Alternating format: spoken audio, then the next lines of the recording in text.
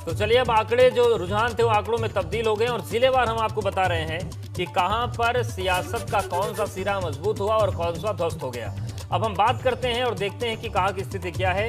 पूर्वांचल का रुख करते हैं और भदोही की बात कर लेते हैं। भदोही में 26 सीटें हैं कुल। भाजपा को 6 मिली है, समाजवादी पार्टी को 9, बसपा को 0, कांग्रेस का भी खाता नहीं खुला और 11 निर्दलीयों ने सीट जीती है। तो ये भदोही का आपने आंकड़ा जान लिया है। भदोही के बाद अब बात करते हैं संत कबीर नगर के। संत कबीर नगर में कुल सीटें हैं 30। ये देखिए, ये है संत कबीर नगर का आंकड़ा, कुल सीटें हैं 30।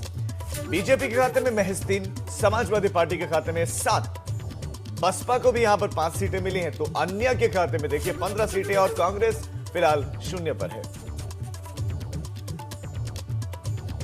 और कुशीनगर की बात करते हैं। कुशीनगर में कुल 61 सीटें हैं। भाजपा 6, सपा 9, बसपा 3, कांग्रेस को केवल 1 सीट मिली। यहां पर खाता खुल गया उनका। और जो निर्दलीय हैं उनको 42 सीट मिली है। तो निर्दलीयों ने बता दिया कि जनता केवल पार्टी की मोहताज नहीं है, अगर वो अपने पर आ जाए तो किसी को भी राजा बना सकती है और किसी को भी रंक बना सकती है। तो कुशीनगर का ये डेटा आपके सामने। बात अब मऊ की कर लेते हैं। ये देखिए, मऊ का आंकड़ा आपके सामने। कुल सीटें कितनी है? 34 सीटों में से बीजेपी के पास कितनी आई है? सिर्फ 2। समाजवादी पार्टी को भी सिर्फ 2 ही सीट मिली है। यहां पर बसपा ने अच्छा प्रदर्शन किया, दूसरी पार्टी की तुलना में 7 मिले। कांग्रेस को भी यहां पर 1 सीट मिली है, जबकि अन्य के खाते में देखिए, अन्य के खाते में 22 सीटें मऊ की चली गई। 34 में से 22 अन्य ले गए। तो हमारे संवाददाता लगातार रविवार सुबह से ही इस कवरेज का हिस्सा बने हुए हैं। दिन रात एक इंफॉर्मेशन आपको पहुंचाए जा रही है।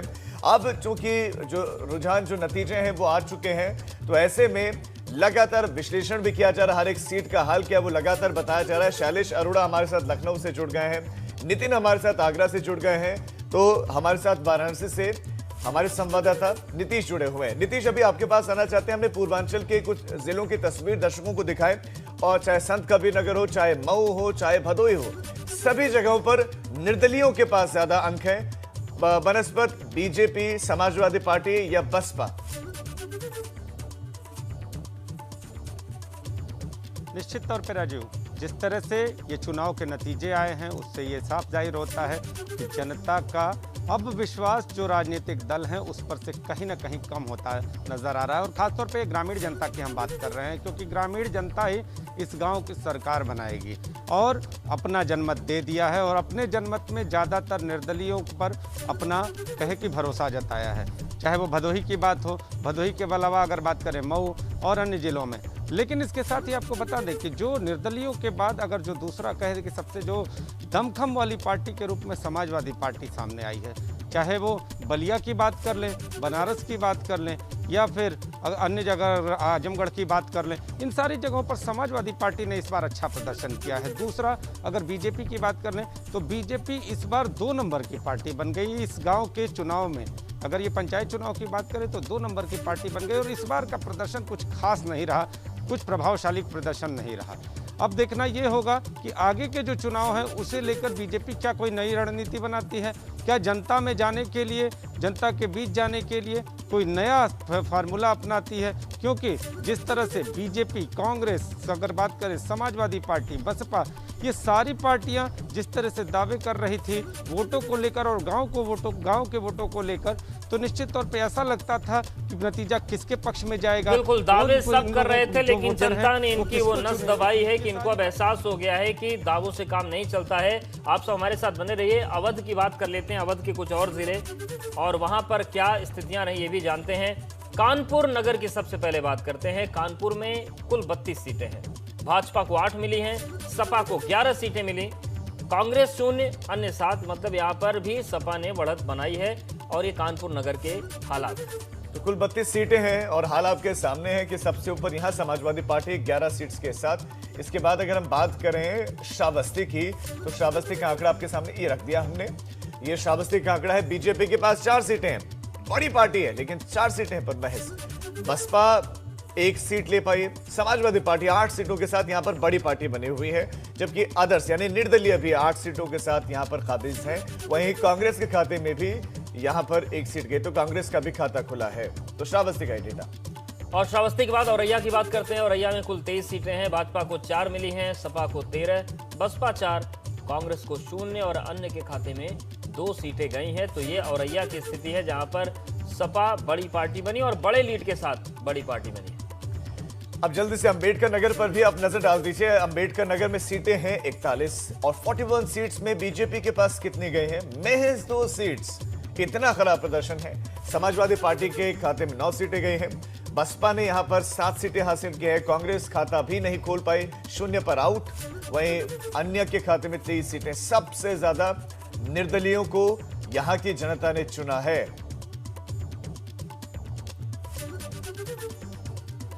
और चलिए अब शैलेश का रुख कर लेते हैं। शैलेश, अगर हम अवध की बात करें तो समाजवादी पार्टी को यहां पर भी बढ़त मिली, लेकिन सवाल वही है कि सरकार की तरफ से किसान आंदोलन में पहले छवि खराब हुई, कोरोना काल में क्या उन्होंने किया ये तो ढूंढने से मिलता है, क्या नहीं किया वो सबके सामने है। पर स्थिति ये है कि समाजवादी पार्टी ने ऐसा क्या कर दिया कि हर जगह उनको बढ़त है। अवधेश, देखिए विकल्प कहीं ना कहीं जब एक दल से नाराजगी होती है तो उसके बाद जनता दूसरे विकल्प की तलाश करने लगती है। और दूसरे विकल्प के रूप में अगर देखें तो प्रदेश में जिस तरह से समाजवादी पार्टी जो है, जो अगर हम बात करते हैं बाकी विपक्षी दलों में, उनमें सबसे ज़्यादा मजबूत स्थिति में समाजवादी पार्टी ही फिलहाल नज़र आती है। यही वजह है कि कहीं ना कहीं एक विकल्प के रूप में क्या देखा जा रहा है, ये अब इस बात को लेकर चर्चा होने लगी है। दूसरी बात ये कि लेकिन एक चीज़ और देखनी होगी अब समाजवादी पार्टी के वो भी कि बहुत ज़्यादा अति उत्साह में कहीं वो अपना नुकसान ना करे। देखिए, अगर जनता साथ है या जनता अगर विश्वास जता रही है तो आपको उस विश्वास को कायम भी रखना होगा। ऐसा ना हो कि आगे भी, क्योंकि देखिए पिछले कुछ समय में अगर बात करें समाजवादी पार्टी के नेताओं के फील्ड में उतरने की तो वो नज़र नहीं आया है बहुत ज़्यादा। अगर कहा जाए कि समाजवादी पार्टी ने बहुत ज़्यादा मेहनत की हो इन चुनाव में, पंचायत चुनाव में, तो ये भी नहीं कहा जा सकता। शायद उससे ज़्यादा कहीं ज़्यादा मेहनत जो है भाजपा ने की थी, लेकिन नतीजे जो हैं वो बहुत उत्साह वाले नहीं है, निराशाजनक है। समाजवादी पार्टी को जो कहीं ना कहीं सफलता मिली है उसके पीछे देखिए जो कारण है, एक कहीं ना कहीं उनकी रणनीति को अच्छा माना जा सकता है। यानी ऐसे कैंडिडेट का चयन जिसकी व्यक्तिगत छवि या जिसकी व्यक्तिगत संपर्क ज़्यादा अच्छे थे, इस वजह से उसको वोट मिले। क्योंकि इस चुनाव में कैंडिडेट का चेहरा, कैंडिडेट का नाम मायने रखता है, व्यक्तिगत कैंडिडेट ज़्यादा मायने रखता है। यानी एक पार्ट हो गया रणनीति। दूसरा पार्ट की अगर हम बात करें तो कहीं ना कहीं समाजवादी पार्टी को फ़ायदा मिला है। जो भाजपा से नाराज थे उन्होंने एक विकल्प के रूप में समाजवादी पार्टी को देखा, उसके प्रत्याशियों को, जो समर्थित प्रत्याशी थे उनको अपना जनता ने समर्थन दिया। तो ये सबसे बड़े पहलू हैं। लेकिन अगर 2022 के चुनाव में देखिए अब 1 साल का भी वक्त बाकी नहीं है और ये माना रहा है दिसंबर जनवरी से आचार संहिता लग जाएगी। लेकिन अगर समाजवादी पार्टी लगातार एक्टिव नहीं होती है इसके बाद, अगर उसी तरह से जो अभी हालात है जिस तरह से सुस्त पड़ी नजर आती है उस तरह से रहेगी, तो फिर ये साफ कहा जा सकता है कि इस जीत यानी मेहनत करनी पड़ेगी शैलेश कि अभी बिना कुछ किए इतना कुछ मिल गया है। जनता ने इतने आंकड़े आपको दे दिए हैं, अगर कुछ करेंगे नहीं तो आंकड़े कम ही होंगे। आप सभी हमारे साथ बने रहे हैं। बुंदेलखंड की जरा बात कर लेते हैं। बुंदेलखंड के आंकड़े क्या कहते हैं, किस जिले में कितनी सीट किसके पास गए, सिलसिलेवार आपको बताते हैं। सबसे पहले झांसी का आपको आंकड़ा देते हैं। कुल संख्या की बात करें झांसी में तो यहाँ पर 24 सीटें हैं। यहाँ पर बीजेपी के पास 8 सीटें हैं, तो कांग्रेस को 1 सीट मिली, समाजवादी पार्टी को भी 8 सीटें मिली हैं। यहाँ पर जबरदस्त लड़ाई। बहुजन समाज पार्टी 4 सीटों के साथ यहाँ पर है, अन्य के खाते में यहाँ पर 3 सीटें ही गई हैं। तो आज समाजवादी पार्टी और बीजेपी दोनों को 8-8 सीटें यहाँ मिली हैं। बिल्कुल। और झांसी के बाद ललितपुर की बात कर लेते हैं। ललितपुर में कुल 21 वार्ड हैं, जिसमें 6 में भाजपा जीती है, कांग्रेस नहीं खाता खोल पाई, समाजवादी पार्टी को 5 सीटें मिली, बसपा 3 और अन्य को 7 सीटों पर जीत मिली है। तो निर्दलीय यहाँ पर भी काफी आगे रहे। तो ये आंकड़ा आपके सामने। आप बांदा की बात कर रहे थे। बांदा में कुल सीट्स हैं 30, वार्ड 30 और इसमें से बीजेपी के पास गए हैं 7 सीटें। बसपा यहाँ बीजेपी से आगे, यहाँ पर बसपा को 10 सीटें मिली हैं, तो समाजवादी पार्टी यहाँ 4 सीटों पर संतोष कर रही है। तो कांग्रेस यहाँ पर खाता नहीं खोल पाए है। और अन्य की बात करें तो अन्य को 9 सीटें मिली हैं। तो ये बुंदेलखंड का हाल सिलसिलेवार हम आपको जिलेवार बता रहे हैं। बांदा की बात करें, चाहे ललितपुर की बात करें, तो ये सभी जगह का हाल। चाहे झांसी की बात करें तो झांसी की बात करें 24 में से सबसे ज्यादा बीजेपी और सपा को मिले, दोनों को बराबर मिले हैं 8-8। इसके बाद अगर हम बात करें ललितपुर की, तो ललितपुर में तो देखिए बीजेपी को 6 मिली हैं, तो यहाँ अदर्स को ज्यादा मिली हैं 7 सीटें। समाजवादी पार्टी यहाँ पर फाइट करते हुए दिखी थी, 5 सीटें समाजवादी पार्टी को मिली, तो बसपा को 3 सीटें मिली हैं। तो इससे इतर अगर हम बांदा की बात करें तो यहाँ पर सबसे बड़ी पार्टी बनकर उभरी बसपा 10 सीटों के साथ पहले नंबर पर, बीजेपी दूसरे पर 7 सीटों के साथ, समाजवादी पार्टी को 3, तो अन्य को 9 सीटें मिली हैं। तो अन्य पर ज्यादा विश्वास, जलवा निर्दलीयों का देखने को मिला है इन पंचायत चुनावों में।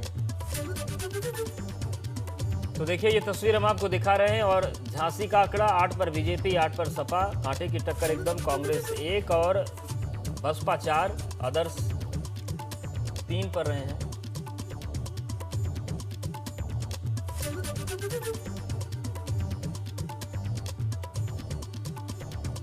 तो बुंदेलखंड की बात करें अगर, तो यहां पर काउंटिंग पूरी हो चुकी है और ललितपुर की अगर हम बात करें तो कुल सीट 21 है, 6 पर बीजेपी जीती है, सपा 5 पर, बसपा 3 और अदर्स जो हैं वो 7 सीटों पर आगे बढ़े हैं। तो बुंदेलखंड की ये स्थिति है। तो सिलसिलेवार हम आपको चाहे अवध क्षेत्र हो, पूर्वांचल, पश्चिमी उत्तर प्रदेश की खबरें, बुंदेलखंड का जो पूरा का पूरा ये डेटा है, जो समीकरण है, वो आपको बता रहे हैं। और आप खुद भी अंदाजा लगा सकते हैं कि इन सीटों पर जो हाल है, इन सीटों पर जो समीकरण है, यहाँ पर वोट जो है अलग अलग पार्टीज को बिखरा है, काफी अलग अलग पार्टियों के पास गया। हालांकि समाजवादी पार्टी और अदर्स पर, अन्य पर ज्यादा विश्वास दिखाया गया है। कुछ जगहों पर नेक टू नेक फाइट है। उसमें अगर हम झांसी की बात करें तो एकमात्र ऐसी सीट जहां पर बीजेपी और समाजवादी पार्टी को इस हिस्से में बराबर सीटें मिली। बाकी ज्यादातर हिस्सों में समाजवादी पार्टी या तो आगे है बीजेपी से, या निर्दलीयों को ज्यादा लोगों ने समर्थन दिया, निर्दलीयों पर विश्वास ज्यादा जताया है। तो यहाँ पर अध्यक्ष पद के लिए जबरदस्त जो लड़ाई है वो देखने को मिलेगी। ऐसे में अब जिम्मेदारी यहाँ प्रशासन की बन जाती है कि विशेष निगाहें रखें। और कोरोना को लेकर बात करते हैं। उत्तर प्रदेश में ऑक्सीजन संकट पर इलाहाबाद हाईकोर्ट ने नाराजगी जताई है। कोर्ट ने ऑक्सीजन की कमी से मरीजों की मौत को आपराधिक कृत्य बताया है। हाईकोर्ट ने कहा कि ऐसी नरसंहार से कम नहीं है, हम अपने लोगों को मरने के लिए नहीं छोड़ सकते। हाईकोर्ट ने राज्य सरकार को पर्याप्त व्यवस्था करने के निर्देश दिए हैं। कोर्ट ने जिम्मेदार अफसरों से कार्रवाई करने को कहा है। 7 मई को सुबह 11 बजे कोर्ट में रिपोर्ट पेश करने को कहा गया। तो ये वही जिम्मेदार अफसर हैं जो झूठे आंकड़े गढ़ते रहे हैं। सवाल यह है कि क्या इन पर कोई एक्शन होगा, और इसमें कोई दो राय नहीं, ये आपराधिक कृत्य है। और उत्तर प्रदेश के अफसरशाही ने लोगों को अपने निकम्मेपन के कारण बिना ऑक्सीजन के तड़पा तड़पा कर मार दिया। मोहम्मद मोइन हमारे संवाददाता हमारे साथ जुड़ गए हैं। मोइन, कल हमने देखा दिल्ली हाईकोर्ट ने भी कुछ इसी तरह की टिप्पणी की कि आप शुतुरमुर्ग की तरह रेत में सर धके जो है धंसा सकते हैं, हम नहीं धंसा सकते हैं। और अब इलाहाबाद हाईकोर्ट भी इस तरह की टिप्पणी कर रहा है। सवाल यह है कि क्या जवाबदेही तय होगी? अगर इसको मान रहे हैं गंभीर की यह आपराधिक कृत्य है, तो क्या कानूनी कार्रवाई नहीं होनी चाहिए उन अधिकारियों पर? इसी तरह क्या क्या टिप्पणियां सुप्रीम आपकी जगह हाईकोर्ट ने की हैं, आप बताएं। जी बिल्कुल, देखिए दूसरे राज्यों के कई हाई कोर्ट ने देश में ऑक्सीजन की कमी और दूसरी सुविधाओं की कमी को लेकर पहले ही सवाल उठाए थे, नाराजगी जताई थी। और अब इलाहाबाद हाई कोर्ट ने उत्तर प्रदेश की हालात को लेकर चिंता जताई है।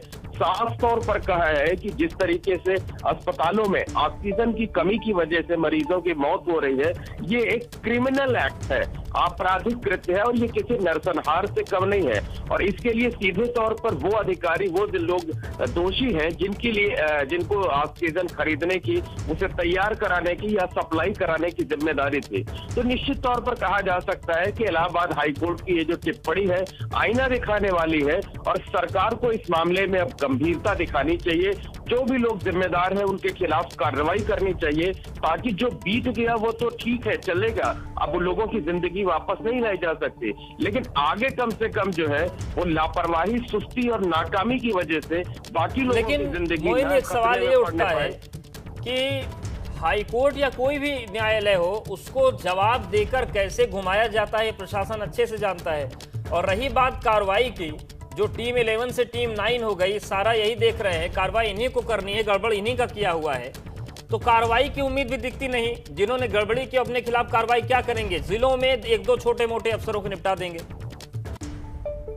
जी बिल्कुल साफ तौर पर कहा जा सकता है। खासकर वैसे तो कोर्ट का जो ऑब्जर्वेशन था, कोर्ट की जो टिप्पणी थी, पूरे उत्तर प्रदेश को लेकर के थी, लेकिन खासकर दो घटनाएं जो लखनऊ के अस्पताल में हुई थी और मेरठ के अस्पताल में हुई थी, एबीपी गंगा ने भी इन दोनों जिलों में जो मौतें हुई थी ऑक्सीजन सप्लाई ठप होने से, उन्हें प्रमुखता से दिखाया था। तो कम से कम सरकार को अब नजीर पेश करनी चाहिए इन दो जगहों पर जहां के सीधे तौर पर आंकड़े हैं, तस्वीरें हैं, रिकॉर्ड है, उन जगहों पर जिनकी भी लापरवाही है, जिनकी भी नाफरमानी है, उसके खिलाफ कार्रवाई जरूर करनी चाहिए, ताकि जैसा मैंने पहले भी कहा कि जिनकी जिंदगी चली गई वो तो चलिए ठीक है, लेकिन कम से कम अब आगे नाकामी और सुस्ती और लापरवाही की वजह से बाकी लोगों की जान ना जाए, बाकी लोगों के जीवन को सुरक्षित किया जा सके। बिल्कुल मोइन, शुक्रिया आपका इस जानकारी के लिए। तो ये वो लोग हैं जो मुख्यमंत्री को लगातार गलत जानकारियां देते रहे, भ्रमाते रहे, और स्थितियां कितनी बिगड़ गई वो कोर्ट भी देख रहा है, और कोर्ट को ये कहना पड़ा, ये टिप्पणी करनी पड़ी कि ये नरसंहार से कम नहीं। कितनी गंभीर टिप्पणी है, कितनी शर्मनाक टिप्पणी है प्रशासन के लिए, आप अंदाजा लगा सकते हैं। बिल्कुल, लेकिन जिस तरीके से नौकरशाहों को आर्टिकल 311 के तहत संरक्षण मिला है, शायद उसी का एक गलत फायदा उठाते, क्योंकि इन्हें पता है कि इन पर कार्रवाई होनी तो एक लंबी प्रक्रिया है, लेकिन उस प्रक्रिया में अगर लोगों की जान जाएगी तो आपका जमीर मरेगा, आपकी छवि खराब होगी। यहाँ पर वक्त एक ब्रेक का है। तो एबीपी गंगा पर आप देख रहे हैं सबसे बड़ी कवरेज मतगणना की, 75 घंटों की महा कवरेज, और जिलेवार हम आपको बता रहे हैं कि कहां पर क्या परिणाम सामने आए हैं। पश्चिमी उत्तर प्रदेश की बात करते हैं। चलिए पश्चिमी उत्तर प्रदेश में सबसे पहले बात कर लेते हैं गाजियाबाद की। गाजियाबाद जिले में सीट है कुल 14, और 14 सीटों में सबसे बड़ी पार्टी बनकर उभरी है। आंकड़ा आपके सामने है, 5 का वो है बसपा के पास। बीजेपी को सिर्फ 2 सीटें मिली हैं। समाजवादी पार्टी भी 3 पर सिमट गई है। यहाँ पर कांग्रेस अभी तक खाता खोल नहीं पाई है गाजियाबाद में, और यहाँ निर्दलीयों को 4 सीटें मिली हैं। तो बसपा सबसे बड़ी पार्टी गाजियाबाद में बनकर उभरी है, निकली है। और आगे बढ़ते हैं और बात करते हैं बदायूं की कुल सीटें 51 है। भाजपा 20 सीटों पर जीत दर्ज की, सपा 10, बसपा 4, और बात करें कांग्रेस की तो 1 सीट मिली है। वहीं निर्दलीयों के खाते में 16 सीटें यहां पर गई हैं। तो भाजपा के लिए थोड़ी सी राहें यहां पर आसान दिखती है, लेकिन बिना निर्दलीयों की सपोर्ट के नहीं। तो ये आपके सामने बदायूं का। और अब देखिए बागपत का क्या स्टेटस है। बागपत में बीजेपी को 4 सीटें मिली हैं, तो समाजवादी पार्टी भी पीछे नहीं है। 4 के साथ समाजवादी पार्टी भी यहां पर खड़ी है। 4 अंक समाजवादी पार्टी के पास है, बीएसपी के पास 1। तो कांग्रेस खाता नहीं खोल पाई, फिलहाल 0 पर आउट। और अगर हम अन्य की बात करें तो 11 सीटें हैं निर्दलियों के पास। निर्दलियों के पास 11 सीटें हैं बागपत। और अब बात करते हैं मैनपुरी की। मैनपुरी में 8 सीटें बीजेपी को मिली हैं, सपा को 16, कांग्रेस को 1 सीट, अदर्स के खाते में 5 गई हैं, और कुल सीटें यहां पर 30 हैं। तो मैनपुरी का यह हाल है। यहां पर सपा को 16, बसपा यहां पर खाता नहीं खोल सकी। और नितिन हमारे संवाददाता हमारे साथ इस खबर पर ज्यादा जानकारी के साथ जुड़े, हालांकि दूसरे सहयोगी भी हमारे साथ लगातार बने हुए, लेकिन नितिन के पास चलते हैं, अपडेट्स करें। नितिन, बदायूं को छोड़ दिया जाए तो बाकी सभी जगहों पर कोई जलवा दिखा नहीं बीजेपी का। जो अमूमन चुनावों के वक्त में तूफान दिखता है या जो वेव दिखती है बीजेपी की, वो वेव दिखी ही नहीं, कोई वेव ही नजर नहीं आई। देखिए बिल्कुल, देखिए जिस तरह से पंचायत चुनाव कहा जाए सत्तारूढ़ पार्टी के चुनाव होते हैं, हमने जिस तरह से पिछली बार भी कहा कि 75 सीटों में से 60 पर समाजवादी पार्टी की जिला पंचायत अध्यक्ष बने थे 2015 में। अब आप पश्चिमी उत्तर प्रदेश को उठाइए, आगरा की बात कीजिए, आगरा में 19 सीटें हैं, बसपा कह रही है कि हमारी 17 सीटें हैं, एक 18 भी क्लेम कर रहे हैं, समाजवादी पार्टी 5 पर है। तो यानी बसपा यहाँ बहुत अच्छी फाइट में रही है। बीजेपी की तरफ से तमाम नेता कह रहे थे कि हम 30+ जा रहे हैं, ऐसा नहीं हुआ। पड़ोसी जनपद चले आइए फिरोजाबाद में सबसे अच्छा समाजवादी पार्टी का प्रदर्शन रहा, मैनपुरी में बहुत अच्छा समाजवादी पार्टी का प्रदर्शन रहा, कासगंज में रहा, और एटा में तो रिकॉर्ड ही तोड़ दिया। अब आप समझ लीजिए, इससे समझा जा सकता है कि किस तरह की स्थिति रही। संध्या तिवारी जो धर्मेंद्र यादव की बहन है और मुलायम सिंह यादव की भतीजी हैं, जो बीजेपी में गई, तो उनको हार का मुंह देखना पड़ा है। तो आप समझ सकते हैं कि 4 जिलों में समाजवादी पार्टी ने अच्छा किया है। पश्चिमी उत्तर ठेठ पश्चिम में चले जाइए, आप देखिए शुगर बाउल की तरह से जिसको मुजफ्फरनगर को कहा जाता है, 45 सीटों में 11 पर बीजेपी सिमट कर रह गई। शामली जहाँ पूरा भाजपा का सब कुछ है, विधायक सांसद जैसे आगरा में, वहाँ भी पूरी तरह से बहुत अच्छा परफॉर्मेंस नहीं रहा है। तो कई जिलों में बसपा ने बहुत अच्छा काम किया। गाजियाबाद बहुत अच्छा बसपा का परफॉर्मेंस रहा, आगरा में बीएसपी का बहुत अच्छा परफॉर्मेंस रहा, पड़ोसी जिले मथुरा में बीएसपी ने सिंगल लार्जेस्ट पार्टी बनकर उभरी है। तो कुल मिला के ओवरऑल इसका जो कैलकुलेशन ये है कि जनता में कहीं ना कहीं बीजेपी को लेकर जो चश्मा था उसमें नंबर चेंज हुए हैं। तो आप समझ सकते हैं हुए हैं और जनता ने ये भी बता दिया है कि प्रचंड बहुमत देने का मतलब ये नहीं होता कि वो अनिश्चित काल के लिए है। अगर प्रचंड बहुमत जनता दे सकती है तो प्रचंड तरीके से जवाब भी दे सकती है। आप सभी हमारे साथ बने रहिए, यहाँ पर वक्त एक छोटे से ब्रेक का है।